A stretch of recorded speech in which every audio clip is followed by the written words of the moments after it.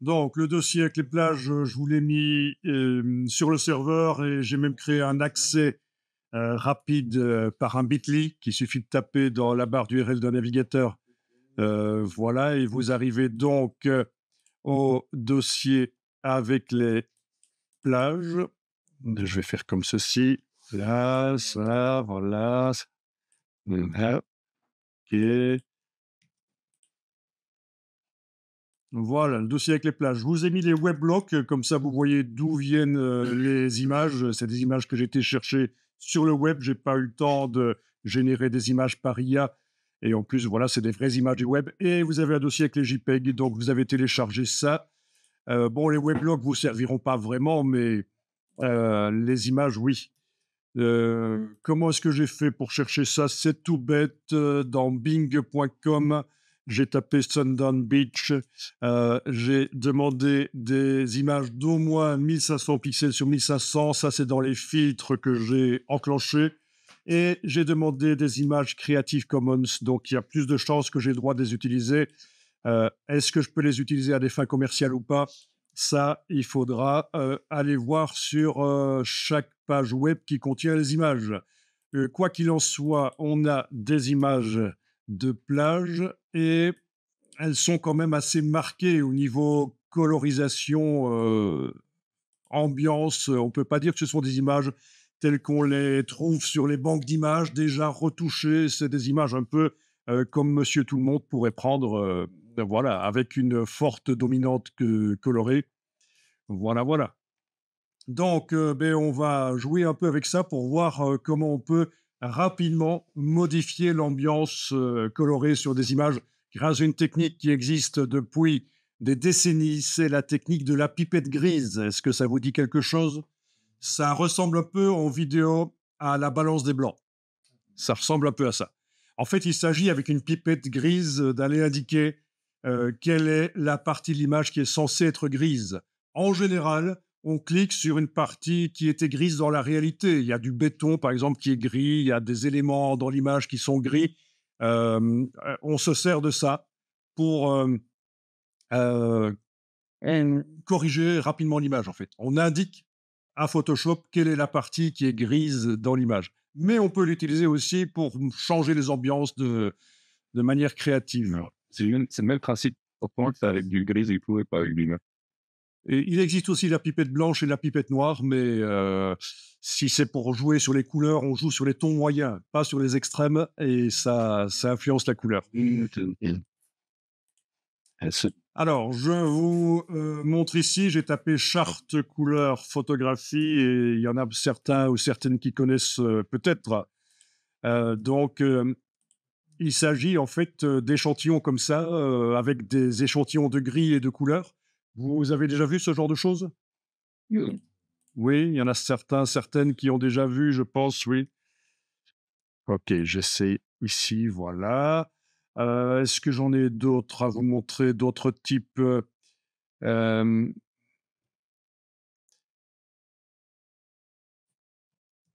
Non, c'est la même masculine. Donc, l'idée, c'est que on veut neutraliser l'influence de l'éclairage qui a donné une ambiance colorée. Et donc, ce qu'on fait, c'est qu'on prend une photo, avec la charte, et puis on retire la charte et on prend la vraie photo.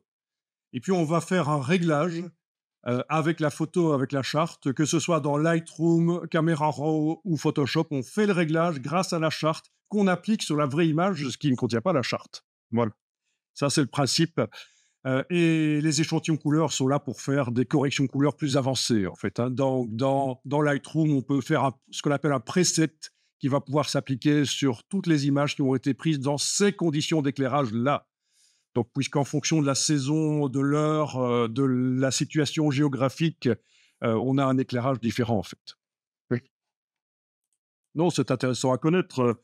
Ici, j'ai juste tapé ceci, je tombe sur d'autres images. Je vais peut-être ouvrir directement le site, on va aller voir ça, où on voit le modèle qui tient la charte, en fait, hein, le modèle qui va être photographié. Voilà, c'est ça. C'est le principe. C'est le principe. OK. Là, j'ai pas les bons mots-clés pour vous trouver exactement tout ce que je voulais vous montrer, mais ce n'est pas grave et en plus, j'ai un petit problème avec mon navigateur qui, me pose des problèmes comme ça, voilà. Voilà. Ah, ça, c'est une autre charte, standard qui est utilisée en photo. Et j'ai pas compris à quoi ça sert. Donc ça sert à faire des corrections couleurs. Plutôt que de faire les corrections couleurs manuellement dans Photoshop en jouant sur plein de réglages, on fait une première photo du modèle qui tient la charte, comme on le voit ici donc, et puis, voilà, avec cette photo-là dans le logiciel, que ce soit Lightroom, Camera Raw, Photoshop ou autre, même pas Adobe, hein, ça peut être autre chose qu'Adobe, on se sert des échantillons qu'on voit sur la charte pour voir quel était l'éclairage, qui baignait la scène à ce moment-là, et le but, c'est de neutraliser l'éclairage, c'est de revenir à un éclairage plus standard. Voilà. Et c'est un peu ce qu'on va faire, un tout petit peu ce qu'on va faire, mais nous, on va aller plus loin, on va être plus créatif. Donc ça, c'est une Mais alors, le danger, bah, c'est qu'il faut bien se dire que parfois, l'éclairage, on ne doit pas le neutraliser, il fait vraiment partie de la photo. Par exemple, ici, du coucher de soleil comme ça n'aurait aucun sens de neutraliser la photo, l'éclairage, je veux dire, neutraliser l'éclairage. Donc, voilà, l'éclairage fait vraiment parfois partie de la photo, en fait, hein. OK? Donc, méfiez-vous, ne vous dites pas qu'il faut systématiquement neutraliser l'éclairage, pas du tout, hein. Voilà, c'est pour faire des corrections, pour ramener ça à quelque chose de plus neutre, mais ça n'est pas toujours intéressant. Voilà. Voilà, ce genre de photos, voilà. Oui, techniquement, c'est possible de les corriger et de les ramener, dans une ambiance plus neutre, mais ça n'a pas de sens. OK, donc, vous ouvrez les 4 images, dans Photoshop et on va faire quelques petits tests. Je n'ai jamais testé sur ces images-là, on va voir. Voilà, alors voyons ça. Ben, dans ces images, si je les passe en revue, les avez ouvertes toutes les 4. Contrôle tabulation, on passe de l'une à l'autre. Vous connaissez ça? Contrôle tabulation. Et si je veux à un certain moment aller en arrière, par exemple ici je suis sur l'image orangée jaunâtre, je fais contrôle tabulation, je passe à la suivante, mais je vais revenir à celle d'avant, c'est contrôle shift tabulation. Voilà, comme ça, vous voyagez d'une image à l'autre, vous les passez en revue. C'est un truc habituel. Ça marche comme ça dans les navigateurs web aussi, hein. Si vous avez Firefox, je pense que c'est le même principe, ou d'autres navigateurs, ce sera le même principe. OK, donc voyons ça. Est-ce qu'on a éventuellement, oui, sur celle-ci, on aura peut-être une partie qui est censée être grise dans la réalité. Donc, on va peut-être pouvoir tester un peu comme si on avait une charte, on avait mis une charte, mais sauf que là, on l'a pas fait. Et donc, on va tester qu'est-ce qui se passe si avec la pipette, on va aller dire que ce gris-là est un gris neutre. Qu'est-ce qui va se passer? Avant, il faut bien régler la pipette. Vous avez la pipette dans la palette des outils, vous l'activez et on va aller dans la barre des options là au-dessus. Actuellement, la pipette, elle est réglée pour ne tenir compte que du pixel sur lequel vous cliquez. Un pixel. Sauf que le problème, c'est que quand on zoome là, il y a plein de pixels qui ont des intensités un peu différentes, hein, donc ce sera un peu du hasard. Si on utilise la pipette en échantillon ponctuel, suivant là où on clique sur la même zone, on va avoir des résultats complètement différents. Donc, il faut faire une moyenne. Et donc, c'est là que ça va servir ici, à la place d'échantillon ponctuel, de dire que je vais prendre en compte 9 pixels ou 25 pixels, etc. Là, on est quasiment à 1000 pixels, si je compte. Oui, c'est à peu près 1000, hein, voilà, etc. Voilà. Vous voyez, pour les très grandes images, on peut même tenir compte de 10 000 pixels, c'est ça, hein, 100 fois 100, ça fait bien 10 000. Enfin, vous voyez, ça n'a aucun sens dans ces images-ci qui sont plutôt petites. Mais donc voilà, moi je passerai en moyenne 11 par 11, ça peut être bien. Donc ça veut dire que là, si je clique sur cette zone-là, c'est la moyenne de 11 pixels qui va être prise en compte. Là, ça va encore, mais vous avez parfois des endroits où il y a de la texture et c'est beaucoup plus différent, les intensités de pixels, les couleurs de pixels qu'on a. Voilà, par exemple ici, il y a plein de pixels différents. Mais voilà. OK, donc ça, c'est le réglage de la pipette. Bon, bah, quand on clique, ça sert juste à prélever la couleur, en fait, hein, elle arrive dans la palette des outils à cet endroit-là. Donc mais en fait, ça va régler toutes les pipettes, de tous les réglages dans Photoshop. Donc on va aller chercher un réglage, hem bon, est-ce qu'on le fait de manière destructive ou non destructive? Manière destructive, ce sera par image réglage. Manière non destructive, ce sera par les calques de réglage, calque, nouveau calque de réglage. Voilà. Donc, manière destructive, donc modifier définitivement les pixels, c'est image réglage. Ce sont les anciens réglages de Photoshop. Et puis, à un certain moment, avec la version 4 de Photoshop dans les années 90, ils ont sorti les calques de réglage. Mais on va utiliser un calque de réglage tant qu'on y est. Comme ça, on peut revenir facilement en arrière. Si on sauvegarde l'image, on la ferme, on la réouvre, on pourra facilement revenir en arrière. Donc, il vous faut la palette des calques. Ce sera quand même plus simple. Et les calques de réglage, ils sont également accessibles par ici, en fait, hein. Voilà, donc ça, c'est pas une surprise pour vous. Normalement, vous êtes déjà des pros en Photoshop, hein. Donc, calque, nouveau calque de réglage, c'est la même chose que ici, dans le bas de la palette des calques. Alors, il y a deux réglages qui permettent de faire des corrections couleurs. Les deux réglages les plus utiles, niveau et courbe. Ils ont une approche différente des choses. On va commencer par courbe. Vous allez dans le réglage et courbe. C'est vraiment le réglage roi dans Photoshop quand on veut faire des corrections couleurs. C'est celui qui permet de faire énormément de choses. Le réglage des courbes. Donc, du coup, dans la palette des calques, vous devriez voir que vous avez ajouté un calque de réglage de type courbe et vous êtes en train de travailler sur lui. Dans le panneau propriété, ça apparaît. Alors, si on agrandit ça, ça ne fait pas grand-chose au niveau de la taille. Je pense que on pourrait changer un peu la taille du réglage, mais je confonds peut-être avec un autre logiciel. Bon, peu importe, hein. Il est assez grand chez vous, ça marche, hein. Ok, donc le principe, c'est que on va prendre la pipette ici grise, la pipette qui est remplie d'un liquide gris, voilà, et vous allez cliquer dans l'image et ça indique que la partie sur laquelle vous avez cliqué est grise. Et comme on le voit ici, chez moi, ça a fait très peu de corrections. Ça a juste augmenté un peu la quantité de lumière rouge, diminué la quantité de bleu, le vert est resté quasiment pareil. Mais alors là, vous allez pouvoir maintenant, et c'est le but, être créatif et aller cliquer à d'autres endroits. Et voilà, et vous voyez, vous arrivez à donner un côté chaud ou froid à la photo en fonction de l'endroit sur lequel vous cliquez. Là, ça m'a servi. Voilà. Donc là, par exemple, j'arrive à donner une ambiance plus chaude à la photo. J'ai cliqué à un endroit. Euh, Peu importe en fait sur quel endroit vous cliquez, parce que c'est juste provoquer des réglages et quand vous en avez un qui vous plaît, vous arrêtez de cliquer. Voilà, c'est le c'est une pièce en dedans. Et si ça vous plaît, ce réglage-là, moi, ce que je vous conseille de faire, c'est ceci. Enlevez l'œil en face du réglage et ajoutez-en un nouveau. Comme ça, vous allez pouvoir tester. Voilà, courbe. Voilà, le nouveau réglage de courbe. Pipette grise. Et on va aller cliquer à d'autres endroits, tester. Donc, c'est intéressant. Ça vous donne plein de propositions, en fait. Évidemment, si vous cliquez sur du bleu, ça change beaucoup les choses, c'est certain. Ah, ça dépend, tu cliques par exemple, ou un athlète comme des bâtiments de top. Un gars compris le ciel. OK, donc voilà, voilà. Et donc vous avez à la fin plusieurs réglages et il faut tester. Il faut enlever les yeux, remettre, comparer.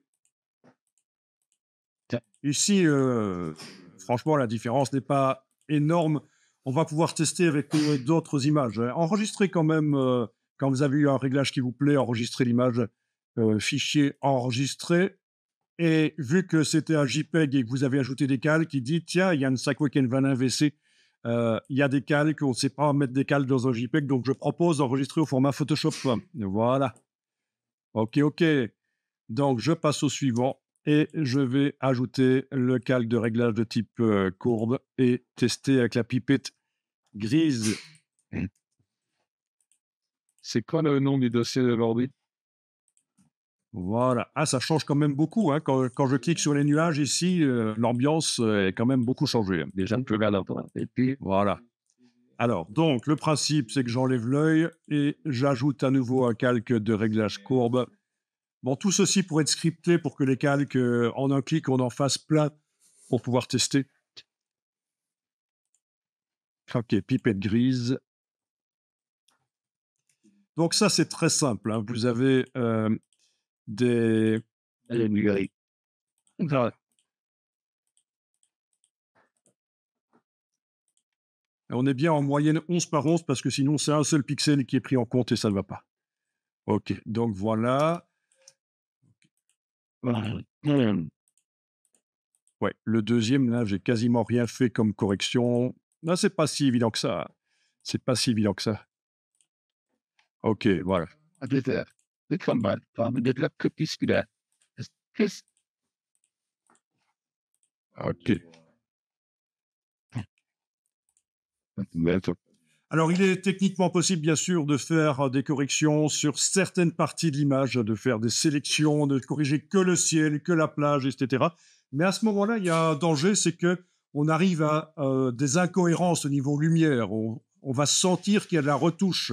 Si vous avez trop corrigé chaque partie différemment, il risque d'y avoir un truc bizarre au niveau de la photo. Voilà. Oui, pas nécessairement sélection d'objets, hein, c'est... Yes, collection d'artworks. Vous avez aussi dans Photoshop un outil pour remplacer le ciel, hein, mais ça, c'est plus radical, hein. Non, non, il y a possibilité de faire des sélections de plein de manières différentes, mais surtout pas le lasso et la baguette magique, c'est ce qu'il y a de pire. Il existe des évolutions. Il a fait. Non plus, les sélections en rectangle non plus. Non, il faut vraiment utiliser... Oui, vous avez cité la sélection d'objets, mais sinon, il y a aussi la plage de couleurs dans le menu sélection qui est pas mal. Plage de couleurs et d'autres choses qui permettent de faire des sélections. Ah, il sera bien après le tour. Il fait dit, il faut qu'il listen. Mais c'est vrai que la sélection d'objets marche pas si mal, hein. Voilà. Il faut juste être sur le bon calque, hein. Si vous avez créé des calques de réglage, il faut revenir sur le calque d'arrière-plan et voilà.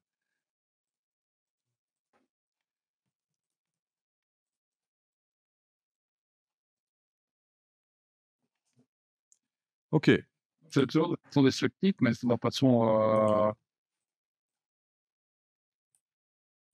Voilà. Alors, si vous avez énormément de photos à retoucher rapidement, améliorer rapidement des photos, vous avez 300 photos et on vous donne 1 heure et demie ou 2 heures pour les améliorer toutes.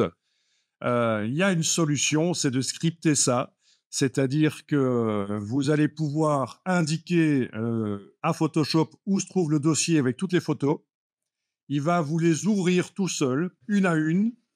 Il va vous créer le calque de réglage. Il va vous donner la main à un certain moment. Ça veut dire que le script va s'arrêter et c'est vous qui allez choisir. Vous allez choisir où vous cliquez dans la photo. Dès que vous cliquez sur OK pour valider, il va, oui, pas nécessairement, si c'est un calque de réglage, il n'y a pas OK, mais dès que vous allez avoir fini avec ça, il va vous enregistrer l'image et réouvrir la suivante. Et donc, il est possible de faire 3, 4, 5 images par minute, peut-être même plus, par cette méthode-là. Voilà. 3 images par minute, ça fait 20 secondes par image. Pour aller cliquer avec la pipette grise à différents endroits d'une image et décider quel est le meilleur résultat, ça peut être une solution. Donc, techniquement, scripter et faire le traitement par l'eau, ce qu'on appelle le batch en anglais, ça peut être très intéressant pour retoucher rapidement plein d'images. Cette fois que c'est des C'est pas le processeur d'image. Le processeur d'image, il sert juste à transformer des images d'un format vers du JPEG, du PSD ou du TIFF. Non, non, c'est du traitement par l'eau. Ça ressemble au processeur d'image, mais c'est beaucoup plus souple parce qu'on fait ce qu'on veut avec. On crée le script dans la palette d'action, et puis pour l'appliquer sur tout un dossier, on utilise le traitement par l'eau. Donc, ça peut être intéressant qu'on voit ça. Voilà. Mais quand même, disclaimer, warning, des photos non retouchées, ça peut être très bien, ça a un côté authentique. Par exemple, cette photo-ci, qui n'est pas retouchée, voilà, ça peut être intéressant pour faire des magazines. Dans des magazines, ça peut être très intéressant d'avoir des images non retouchées. Ne pensez pas que la retouche, il faut absolument la faire. Ça peut être plus mal que bien, en fait. Des photos non retouchées, ça peut vraiment avoir un côté authentique et intéressant. Exemple, ça c'est super important de s'en rendre compte. Parfois, retoucher une photo, c'est moins bien. Et ce n'est pas la tendance actuelle, en fait. La tendance actuelle, c'est d'avoir des photos moins retouchées, plus authentiques. Si je tape, par exemple, ceci dans Bing, je tombe sur plein de magazines avec des photos, vous voyez ça? Est-ce que ça vous paraît retouché, ça? Je veux dire, en fait, on a même la photo, on l'a même traitée de manière à ce qu'elle soit moins bonne. Et ça, avec le réglage niveau, c'est possible. Je vous montrerai. Donner un côté plus haptique, plus oui, authentique, le toucher, comme si on avait la photo, voilà, quand on a récupéré la photo, c'est un Polaroid ou quoi, on ne sait pas trop, elle n'a pas été retouchée vraiment. Voilà, donc vous avez ici des exemples avec des photos, voilà, non retouchées, voire même retouchées pour qu'elles aient l'air de moins bonne qualité, qu'elles aient l'air plus vintage. Alors, il existe aussi les filtres photos dans Photoshop. Vous avez peut-être déjà touché aux filtres photos. Ça vous dit rien? Vous donnez Ah si, ben voilà, des filtres photos, c'est aussi une solution. Ok, donc des magazines avec des images dont on n'a pas essayé d'équilibrer nécessairement la balance des blancs avec la pipette de... Voilà. Bon, celle-ci, clairement, oui, mais il y a une ambiance, mais les autres, ça fait moins retouché. Voilà. Donc, ça dépend ce qu'on fait, en fait, hein. Voilà. Donc, je vais rajouter le réglage des courbes, pipette grise et aller cliquer à différents endroits. Voilà. OK. Voilà. Bon, c'est parfois subtil, hein, mais je suis désolé, mais en graphisme et en photo, il y a parfois de la subtilité. Voilà.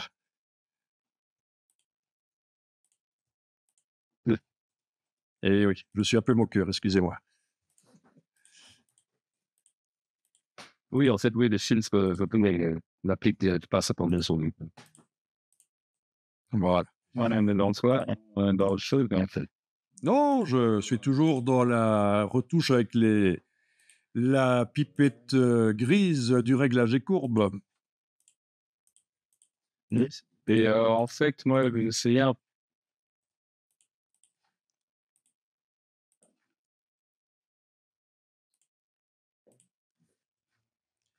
Et donc, si vous allez voir vos réglages des courbes, surtout quand le réglage a quand même pas mal modifié l'image, comme c'est le cas ici, hein, je suis passé d'une image très froide à une image un peu plus chaude, ben vous voyez que ce qui se passe, c'est simplement qu'au niveau des tons moyens, donc les intensités moyennes, il y a eu des changements. Dans ce cas-ci, la couche verte n'a pas du tout, oui, la lumière verte n'a pas du tout été augmentée ou diminuée. Par contre, la rouge a été augmentée, la bleue a été diminuée. Donc voilà, c'est ce que le réglage ici vous fait automatiquement. Mais bien sûr, ceci peut être fait manuellement aussi. Ça, on va voir que manuellement, on peut contrôler absolument ça. Euh, L'avantage de la pipette grise, là, c'est qu'elle vous donne plein de possibilités rapidement et vous choisissez même des choses auxquelles vous n'auriez pas pensé. L'ambiance apparaît, ok, c'est bon. peu. Oui, si tu as une photo où il n'y a pas de gris, il faut le faire manuellement, mais on n'a pas encore fait manuellement, ou alors avec la pipette grise, c'est un peu du manuel. On clique et on voit ce que ça donne, hein. Oui, donc, On sort un peu, oui, je vois ce que tu veux dire. Ok, je vais ici fermer les images. Oui, en effet, quand on clique avec la pipette grise, c'est pour du gris. Je vais réouvrir les JPEG ici. Voilà, ça, je vais classer par liste. Je vous rappelle que sur le Mac ou sur le PC, d'ailleurs, vous avez toujours intérêt, les dossiers, à les classer par liste plutôt que de faire l'affichage par icône. Ça vous permet de faire plein de choses, notamment ici, ce que je vais faire, c'est que je vais classer par type, ce qui me met tous les PSD là au-dessus. Clic majuscule, clic droit, je vais indiquer que c'est retouché et en PSD, voilà. Et celle-ci, c'est le JPEG. Donc, petit rappel, pour aller vite sur les ordis, le classement par liste, c'est l'idéal. Je vais juste réouvrir ça et je réponds à ta question qui est intéressante en effet. Si j'ajoute un réglage de courbe, c'est plus inhabituel ça en fait, hein, ce que je vais montrer là. Voilà, réglage de courbe ajouté, pipette grise. Oui, quand on clique, on indique ce qui est censé être gris dans la photo. Et si on double-clique sur la pipette grise, voilà. Ah, ça ne marche pas ici. Il fallait faire autrement. Bon, c'est bizarre. J'ai dû j'ai dû changer quelque chose. Il y avait un petit truc qui buguait ici. J'ai dû passer comme ça de masque à courbe. Ah, mais c'est peut-être parce que j'étais sur le masque, tout simplement. Mais oui, voilà pourquoi chez toi ça marchait. Parce que tu avais ceci qui était encadré, et chez moi, c'est ça qui était encadré. Et maintenant, quand je double-clique, en effet, j'ai ça. Et voilà, ça répond à ta question. Tu peux indiquer qu'est-ce que la pipette donne comme résultat. On commence pour bien arrive. Et, une question similaire. Là, moi aussi, j'ai fait ça. Donc, voilà. Bon, ça peut être intéressant. Oui, on donne une ambiance. OK. Tiens, et si je mets autre chose, allez, je vais mettre du rose. Évidemment, j'y vais un peu fort, hein. Voilà, oui, évidemment, ça marche. Mais c'est peut-être un peu trop fort. Il faut peut-être aller dans du gris légèrement coloré, en fait. Voilà. Ouais. Bien. Et donc, la question, c'est comment est-ce qu'on peut remettre à zéro ceci? Mais et si tu faisais un nouveau cal de réglage, ça marcherait peut-être. Ça marche pas? Il veut pas? Peut-être qu'il va revenir. OK, on a ici réinitialiser les courbes. On va voir si ça marche. Non, ça marche pas. En tout cas, pour ce truc-là, ça ne marche pas. Non. Eh bien, en effet, bonne question. Comment est-ce qu'on remet? Bon, il faut manuellement remettre du gris, au fait, hein. Mais ce sera la même grille qu'on va remettre. Mais si, tu vas remettre du gris à intensité 50 voilà. 50 de luminosité, 0 de saturation. C'est certainement comme ça que c'était réglé avant. 128, 128, 128, ça, c'est les valeurs RVB de ce gris-là. Voilà. Et là, je pense qu'on est revenu au réglage comme avant. Voilà. Donc, oui, honnêtement, je ne comptais pas en parler, mais tu as posé la question, tu as bien fait. Ça peut servir à mettre autre chose que du gris.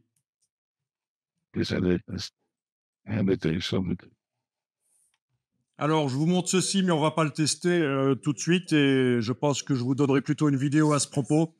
Il y a l'outil échantillonnage de couleurs qui est derrière la pipette normale. Et là, quand on clique, ça fait chaque fois un petit numéro, vous voyez. Bon, j'ai cliqué 3 fois, c'est suffisant. Maintenant, je vais bouger éventuellement ça. Et dans la palette information qui s'est ouverte toute seule, un menu fenêtre information, mais elle s'est ouverte toute seule dès que j'ai utilisé cet outil, on voit quelles sont les valeurs qui sont derrière les échantillons. Derrière les 3 échantillons, quelles sont les valeurs? Là, j'en ai perdu un. Ça, c'est le 3, ça, c'est le 2, et on a le 1 qui doit être quelque part, mais vu que mon image est complexe, j'arrive pas à le trouver. Ah, c'est malin. Ah, il est là. OK. Donc, voilà. Il y a possibilité d'indiquer qu'on veut voir les couleurs CMJN. Qu'est-ce que ça donnera en CMJN? Donc, on est dans une image RVB, mais on voit, une fois qu'on aura converti d'une manière ou d'une autre l'image en CMJN, ce que ça donnera. Si vous avez des points d'exclamation, c'est sans doute que la couleur est trop vive pour du CMJN, mais c'est pas grave. Ce sera rabattu, ce sera transformé. Enfin, tout ça, c'est de la correction couleur, ce qu'on appelle de la chromie, de la photogravure. Voilà, vous n'allez pas utiliser ces échantillons, vous, en fait, hein. Je pense pas, c'est un peu pointu, à moins que vous soyez un spécialiste de la retouche couleur, c'est un peu pointu. Je vous montre ici voilà, j'ai tapé photocomposeuse WYSIWYG. Est-ce que vous savez ce que c'est le WYSIWYG? On vous en a pas parlé? Raymond vous a pas parlé de ça? Si, certainement. Il a sorti ça sans dire ce que c'est. Si, certainement, il a dû dire ce que c'était. Donc, il faut le savoir. Anciennement, les premières machines pour retoucher les photos, c'était à l'aveugle, sur des écrans noirs et blancs, en fait. Donc, retoucher en couleur sur des écrans noirs et blancs. Ça, c'est les années 80.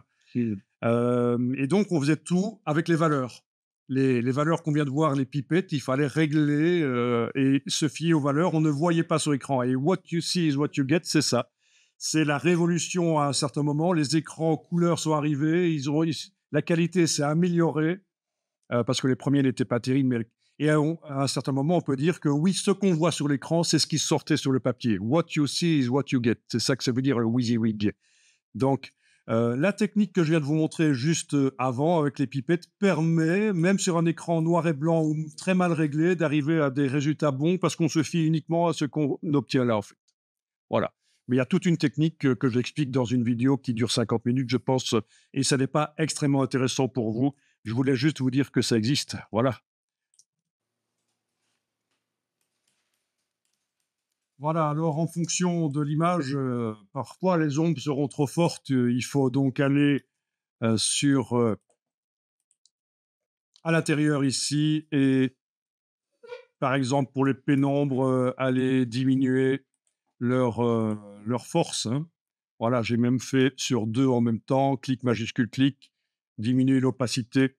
Voilà, voilà, parce que elle était un peu trop forte, ça faisait un peu bizarre là, pour une image qui était aussi claire, vous voyez. Donc les pénombres servent quand même, elles sont encore là, hein, elles apportent quelque chose. Si je les enlève de l'affichage, on voit que c'est pas tout à fait correct, mais je les ai faites moins fortes. Donc je vais aller voir sur les autres ici, par exemple, voilà, hem, ouvrir, activer, jouer sur l'opacité. Voilà. Même chose pour les ombres. Les ombres, on a dit, voilà. Il peut aller jouer sur leur opacité. Bon, il y a des ajustements forcément qui doivent être faits. Là, on dirait que systématiquement, les pénombres étaient trop fortes, en fait. Bien sûr, elles peuvent être repositionnées, etc. Des ajustements toujours.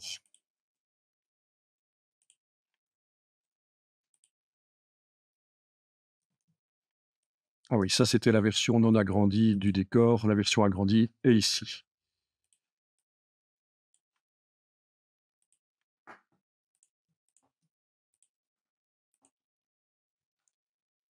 OK.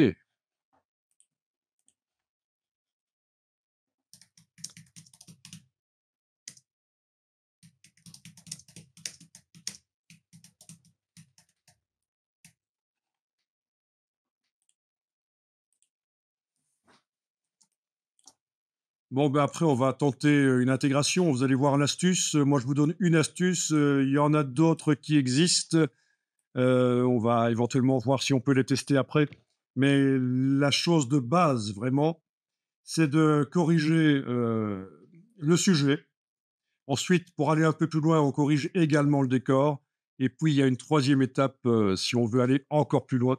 Donc, là, on va corriger uniquement le, sujet, les ours. Donc, au-dessus du calque, du groupe des ours, sur n'importe laquelle des 3 images, hein, vous faites ça sur n'importe laquelle des 3 images, vous allez mettre un calque de réglage de type courbe.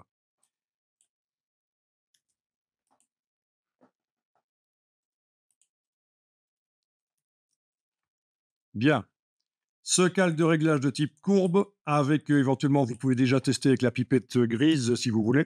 Vous cliquez à différents endroits des ours et voilà, vous avez la coloration des ours qui change, mais également, bien sûr, la coloration du décor. Alors, ça vous rappelle quelque chose? Est-ce qu'on avait vu ça ou pas? Je me souviens pas.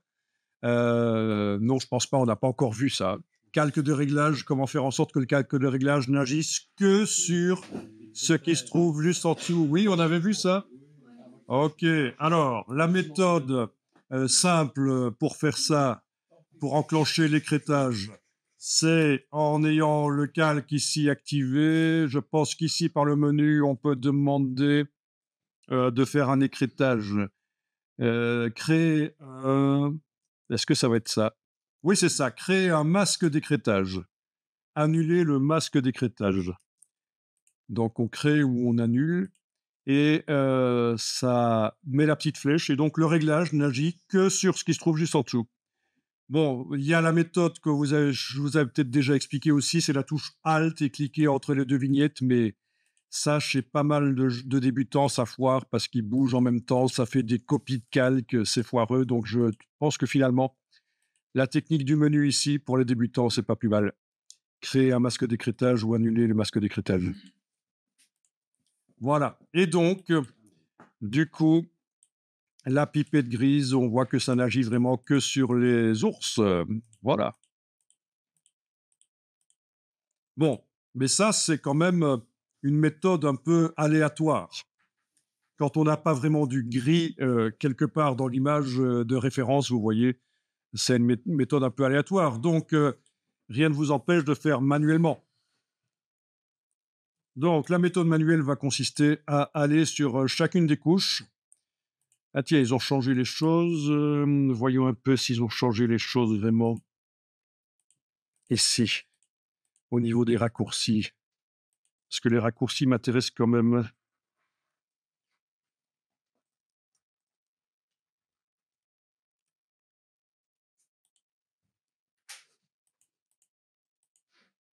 Oui.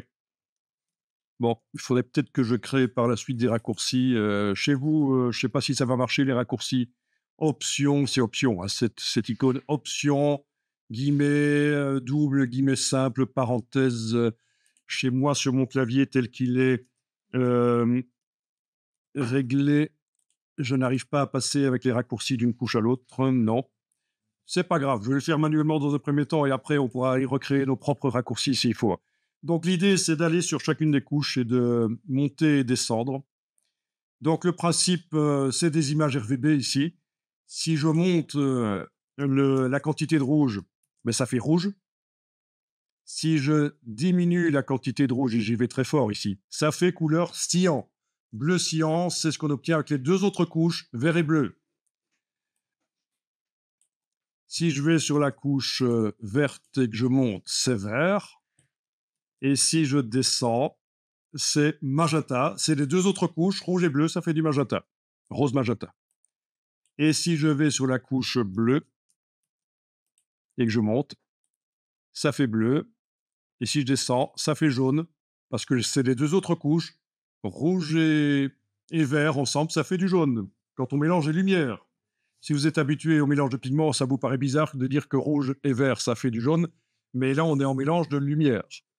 Donc, c'est le principe. Vous avez les 3 axes, en fait, hein. La quantité de bleu jaune dans la couche bleue, la quantité de vert magenta dans la couche verte et la quantité de rouge cyan dans la couche rouge. Donc, je vous laisse régler.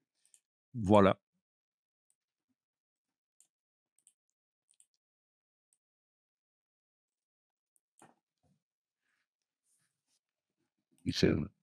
Oui, alors, pour vous expliquer un peu pourquoi le rouge et le vert, ça fait du jaune, c'est assez simple. Ici, j'ai tapé diagramme chromaticité dans Google ou dans Bing et je vais commencer par la première image ici. Ouais, c'est ça. Voilà. Ceci est censé représenter toutes les couleurs visibles par l'œil humain. C'est une schématisation. Et donc, vous voyez comment ça fonctionne, les couleurs. Quand vous avez des ondes courtes qui arrivent dans l'œil, c'est perçu comme étant du bleu. Des ondes longues, c'est perçu comme étant du rouge. Des ondes moyennes, c'est perçu comme étant du vert. D'accord? On parle bien de la partie du spectre des ondes électromagnétiques, la partie du spectre visible. D'accord? Sur toute cette partie du spectre visible des ondes électromagnétiques, il y a des ondes qui sont plus courtes, des ondes qui sont plus longues et des ondes qui sont entre les deux. C'est ce qu'on appelle les ondes moyennes. OK? Eh bien, là, vous voyez clairement que quand on perçoit du jaune, c'est quand on reçoit à la fois des ondes longues et des ondes moyennes. C'est perçu comme étant du jaune. Voilà pourquoi, dans le RVB, le jaune, ça se crée en mélangeant de la lumière rouge et de la lumière verte. Alors, pour la petite histoire, il faut savoir que dans certaines cultures, la couleur jaune n'existe pas. C'est juste une variante du vert. C'est juste un vert différent. Hein. Parce que en psychologie, il y a quand même quelque chose qui existe, c'est que justement, pour que quelque chose existe, il faut qu'il y ait un mot pour le désigner. S'il n'y a pas de mot pour désigner quelque chose, pour l'esprit, cette chose n'existe pas. Et c'est pour ça que dans certaines cultures, le jaune n'existe pas, parce qu'ils n'ont pas de mot pour décrire le jaune. C'est juste un vert. Ça, c'est assez intéressant d'un point de vue philosophique. Alors, vous avez le magenta, qui est quand l'œil reçoit à la fois des ondes longues et courtes. Voilà. Donc, c'est juste la petite démonstration ici. Alors, ce diagramme de chromaticité sert notamment, vous le voyez dans des magazines, dans des sites web techniques, pour comparer des performances d'appareils avec les triangles. Là, ça vous dit quelque chose peut-être. Là, par exemple, ils sont en train de comparer, grâce à ça, qui est basé sur une expérience scientifique de 1931, au fait. Au moment où on a commencé à être un peu plus rigoureux au niveau des couleurs, parce que, voilà, l'industrie avait besoin d'être rigoureux au niveau des couleurs pour fabriquer des objets en couleur. Et donc, c'est pour ça qu'il y a eu des expériences à ce moment-là. Et donc, vous avez ici les cathode ray tubes, les tubes cathodiques. Quelle est la performance des tubes cathodiques? On voit qu'au niveau des verres les plus saturés, qui sont à l'extérieur du diagramme, puisque au centre, c'est ce qui est le moins saturé, eh bien, le CRT n'est pas très bon. Le LCD est meilleur, le LED est meilleur, le laser est encore meilleur. Voilà, c'est ça qu'il faut comprendre ici. Il compare différentes technologies d'affichage. Et le diagramme de chromaticité permet de visualiser ça. Voilà, voilà. J'en dis pas plus, je pourrais tenir des heures là-dessus, mais c'est pas vraiment le sujet. Voilà. Alors, que dire de plus? Écoutez, une fois que vous avez réglé un peu comme vous le souhaitez l'image des ours, il faut, pour bien faire, s'attaquer au décor, pour essayer que les ours s'intègrent mieux au décor. Et pour ça, vous allez activer le calque du décor et vous allez demander d'ajouter un nouveau calque de réglage de type courbe. Calque de réglage de type courbe qui va se mettre juste au-dessus du décor. Et donc là, il n'y a pas besoin de l'écrêter. Si je l'écrète comme ça ne sert à rien parce que de toute façon, l'écrêtage, c'est pour que ça n'agisse que sur le calque d'en dessous. Mais comme il n'y en a pas en dessous, il n'y a que celui-là, ça ne sert à rien, vous comprenez, hein. Donc, dans ce cas-là, pas besoin d'écrêter. Et là, je peux commencer avec la pipette si je veux, déjà faire des petits tests, voir un peu si j'arrive à influencer la couleur, l'ambiance. Voilà. Et puis, manuellement, c'est quand même ce qu'il y a de mieux. Je vais aller modifier les quantités lumière rouge, vert et bleu. Donc, c'est l'équilibre des couleurs. C'est un peu la balance des blancs, en quelque sorte, hein.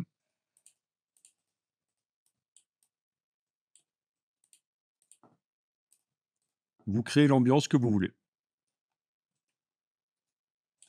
OK. À partir du moment, rien n'interdit de revenir sur le calque des ours pour aller corriger un peu aussi le calque des ours par rapport au décor.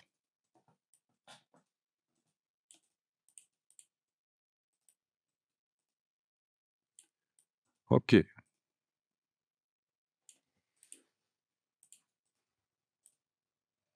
Donc là, on se sert des calques de réglage pour contrôler la couleur. Il est possible aussi de s'en servir pour contrôler le contraste et la luminosité. Mais ça devient un peu compliqué si vous faites tout dans le même réglage. Donc ce qu'on va faire, c'est ajouter d'autres réglages rien que pour le contraste et la luminosité. Donc on va avoir sur les ours le réglage qui sert à modifier la couleur, mais on va en avoir un autre au-dessus pour le contraste et la luminosité. Même chose pour le décor. On a le réglage ici qui sert à modifier les couleurs, mais on va en avoir un autre pour le contraste et la luminosité. D'ailleurs, je vais juste ici pour la démo indiquer que ce calque-ci, si j'arrivais à faire ça correctement, ce serait mieux. Voilà. Ça va être l'équilibre des couleurs pour le décor. Vous n'êtes pas obligé de renommer, c'est juste moi pour la démonstration. Et celui-là, ça va être sur les ours moches. Voilà. Les uglies. Il y a d'autres moments qui pourraient m'op, ça. Mais, Non. Moi, je sais ce que tu me dis. mais enfin, Il y a la ok, ça marche. Ah.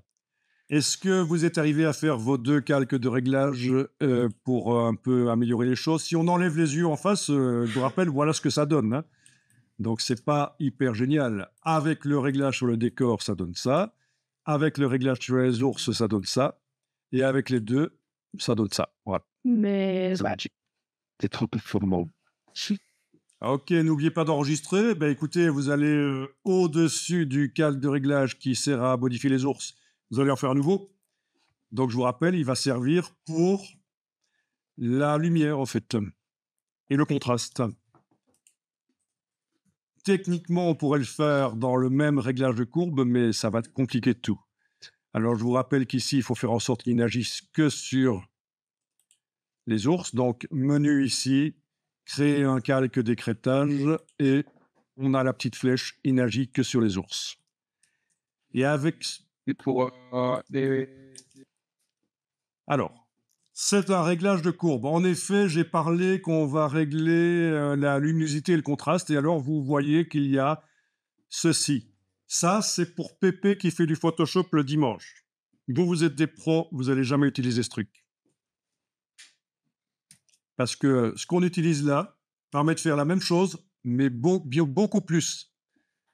On va pouvoir beaucoup plus contrôler le contraste et la luminosité. Voilà.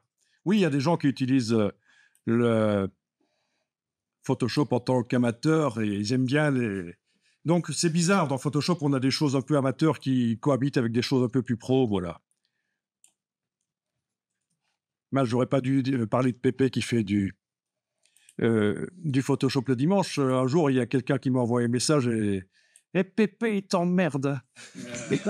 Sérieux? Eh oui. Mais pourquoi il a pris pour lui déjà? C'est bizarre. don't hurry.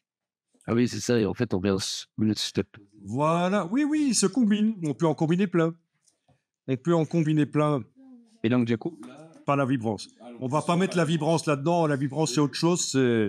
C'est pour modifier l'intensité lumineuse, sauf en préservant les pots. C'est autre chose. On va mettre un point de point, voilà. Et si on s'est gouré qu'on a mis un troisième, on peut l'enlever éventuellement en le prenant et en le sortant, tout simplement. Je réponds déjà à la question qui sera posée. Et on positionne les 2 points. Si vous faites une courbe en forme de S, ça contraste.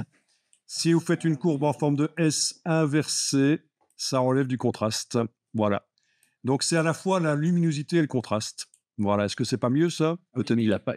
Pour ça, il n'a même pas fallu définir que c'était de la luminosité. Ah non, hein, dès qu'on touche aux 3 couches en même temps RVB, qu'on ne descende pas sur chacune des couches, ça gère la luminosité et le contraste. Voilà. Plus. Donc je vous laisse chipoter à ça. Ah, c'est pas si évident que ça, hein. Alors c'est vrai que ça fait des taches noires bizarres là où il y avait de l'ombre. La photo était vraiment de mauvaise qualité en fait, hein, mais bon, certainement que la personne n'a pas osé s'approcher, mais pourtant ils ont l'air gentils. Mais je suis sûr que les petits, ils arriveraient à peine à vous arracher un mollet. Franchement, les tortues ninja maintenant. Vous parlez de tortues ninja, n'importe quoi. Alors, Est-ce que vous souvenez du nom des tortues ninja? Michael. c'est ça que j'appelais. C'est ça exactement, c'est pour ça que j'en parle. C'est le nom des 4 peintres de la Renaissance les plus connus. Ah, sérieux? Michelangelo, Donatello, Leonardo et Raffaello. Moi, je m'intéresse pas du tout aux tortues ninja. Mais dit qu'on m'avait dit que la sapelitine n'avait été pas parmi les autres choses. C'est pas que c'était en face. Oh. Ok, donc on va maintenant travailler sur le décor. Ok, mais rien n'interdit de faire ceci, hein, plutôt que d'ajouter un autre calque de réglage là au-dessus du décor. Pourquoi je ne prendrais pas celui-là avec la touche Alt, je le déplace là, pas dans le dossier des ours, hein, là. Et ça fait une copie. Ben oui, pourquoi pas. Ça marche aussi. Voilà. C'est le permis de déplacer une entourage du tel. Ne fais pas, Ok. Alors, bon, je ne l'ai pas dit, mais en faisant ceci sur les ours, bien sûr, on modifie à la fois les ours et leurs ombres. S'il avait fallu modifier seulement les ours, on serait allé à l'intérieur du dossier. Vous avez compris ça, hein. Mais là, je simplifie quand même, parce que c'est quand même une formation d'initiation, donc je simplifie quand même. Alors, voilà, il faut réactiver le... Voilà. Donc, je vais appeler ça lumière. Essaye d'écrire correctement. Mais bon, ça, dans un match sur la photo. Alors, attends, je vais venir m'occuper de ton cas après. Donc, tu dis, ça a quand même agi sur la photo. Ben oui, la copie du calque, forcément, il arrive avec les réglages qu'on avait fait sur les ours. Mais maintenant, il faut adapter. Et voilà, c'est ça. Ben, c'est juste pour montrer qu'on peut dupliquer un calque comme ça, avec la touche Alt en le déplaçant. Voilà. Donc, il faut arriver à régler ça. Alors, c'est difficile de tomber directement sur le bon réglage, en fait, quand on fait ce genre de choses. Donc, l'idéal, c'est de mettre ça de côté, enregistrer, et travailler sur une autre image et revenir sur celle-là et vous allez voir, vous allez vous dire, mais tiens, j'aurais dû faire autrement, j'aurais dû corriger, voilà. Quand ça va te faire la nuit, et les autres. Donc, en général, ce qu'on dit quand on intègre comme ça un sujet dans un décor, c'est qu'il faut que la partie la plus sombre du sujet soit aussi sombre, ni plus ni moins, que la partie la plus sombre du décor. Et la partie la plus claire, même chose. C'est pour ça que parfois, on fait aussi ceci quand on a, et là je suis sur le calque de réglage des ours, on prend l'extrémité du réglage de manière à redéfinir l'intensité, vous voyez la gamme ici de luminosité, l'intensité de la partie la plus claire. Voilà, ça peut être intéressant parfois de faire ça quand pour que ce soit mieux intégré en fait. Voilà. Ah oui, ça, j'ai vraiment. Oui, et même chose pour la partie la plus sombre. Si c'était trop sombre par rapport au décor, je prends l'extrémité ici, je la monte pour que ce qui est sombre soit moins sombre. Ah oui, Voilà. Oui, oui, c'est tout à fait possible. C'est subtil, je suis désolé, en infographie, il y a de la subtilité. Il fallait aller élever les chèvres si vous aimez les choses pas trop subtiles. Personne ne se plaint. Ah, euh, vous savez que j'ai parfois difficile quand je vois des chèvres et des moutons de voir la différence, moi. Parce qu'il y en a qui se ressemblent tellement, il y a des moutons qui ressemblent à des chèvres. Vous avez jamais vu cette vidéo du mouton qui se prend pour une chèvre et alors il est dans un troupeau de chèvres et alors toutes les chèvres à un certain moment sautent au-dessus d'une barrière et lui il se retrouve comme un con. Si, si, c'est trop drôle. Et alors si vous voulez vraiment vous la jouer pro, Ce qu'on est. ce que vous êtes, bon déjà je vais pour des raisons de lisibilité de la palette des calques, activer ce qui concerne les ours et leur mettre clic droit une couleur spéciale. Voilà. Ce qui concerne le décor, même chose, clic droit, je vais leur mettre une couleur. Voilà. OK.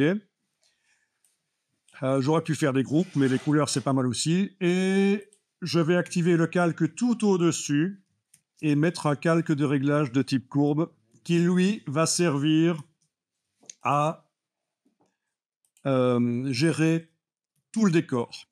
Donc ça, c'est l'astuce de pro. Quand vous avez fait le réglage sur chaque élément, dans ce cas-ci les ours et le décor, il faut faire un réglage qui concerne tout.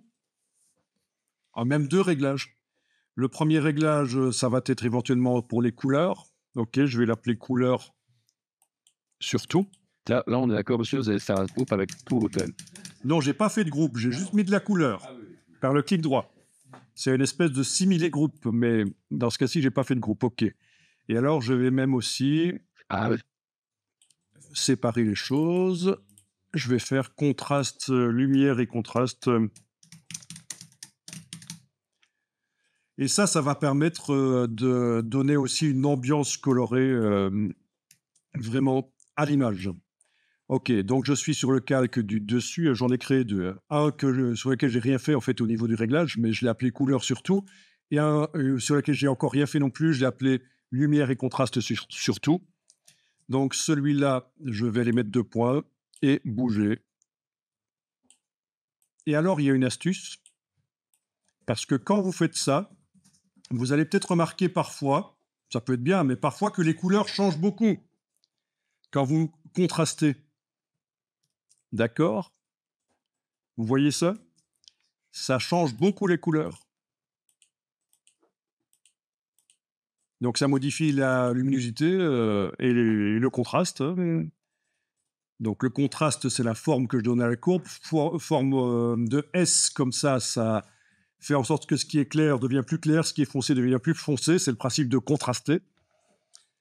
Et la hauteur des points par rapport à la ligne diagonale, c'est évidemment la luminosité, hein, parce qu'on peut faire du contraste avec en assombrissant ou du contraste en éclaircissant. Ok, mais donc le problème parfois c'est que ça modifie aussi les couleurs. Alors voilà l'astuce, la super astuce sur ce calque lumière et contraste. Si vous faites passer le calque du mode normal, je parle du calque de réglage là, du mode normal au mode luminosité, vous voyez la différence? Normal, luminosité.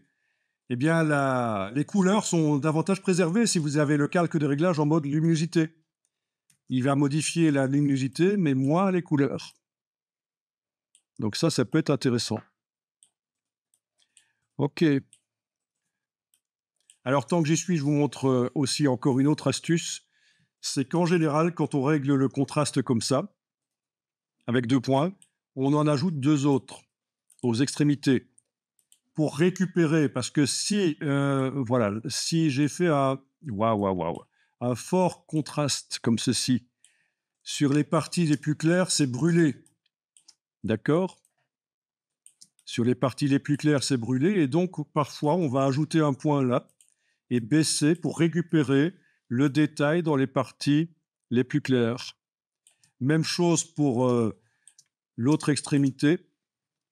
On peut ajouter un point là et le monter ou le descendre pour régler l'intensité des parties les plus foncées. Vous voyez que ça n'agit que sur les parties foncées.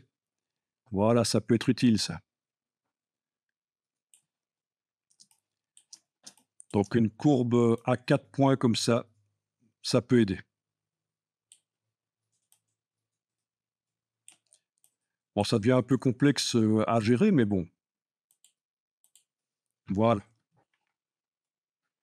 Et alors, je m'attaque à l'autre courbe éventuellement, si je veux descendre sur chaque couche et gérer la coloration générale.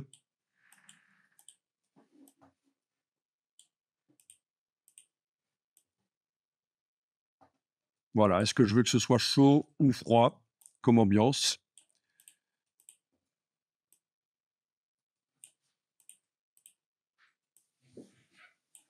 Voilà, je reviens sur la luminosité, je peux aller modifier la luminosité. Voilà, c'est un petit aller-retour comme ça.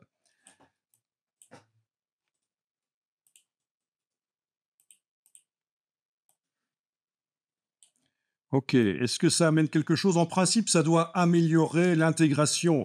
Ces 2 calques du dessus qui ne servent que pour corriger tout, en fait.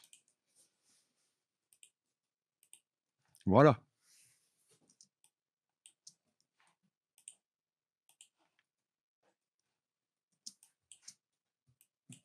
Donc vous donnez l'ambiance colorée que vous voulez en plus, voilà. Le décor et les ours subissent les mêmes réglages et donc en principe l'intégration est plus réussie. Ok, il nous reste peu de temps, donc enregistrez ça et je vais vous montrer l'usage de l'IA éventuellement, qui peut vraiment aider. Donc nous, on a fait manuellement les ombres. Oui, j'ai même pas repositionné, réglé la force des ombres. Et vous avez vu l'idée, hein, en fait. Hein. Les ombres, elles apportent vraiment quelque chose. Sans les ombres, c'est pas génial du tout. Si j'enlève les yeux en face des ombres ici, voilà, ça fait ça. Donc, les pénombres et les différentes ombres. Ben oui, c'est l'idée. Voilà. Sans les pénombres, ça marche aussi moins bien, hein. Voilà. Avec les pénombres, ça peut marcher un peu mieux. La force des pénombres doit être réglée, leur dimension peut être réglée encore. Tac, voilà. Leur position, etc. Je Attends.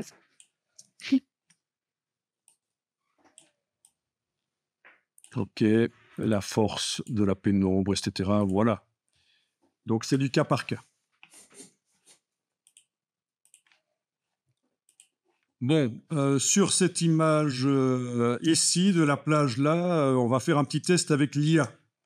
Donc, je vais vous demander de jeter l'ours. Voilà. Et ses ombres. Vous voyez donc tout le dossier, les ugly ours et leurs ombres. Voilà.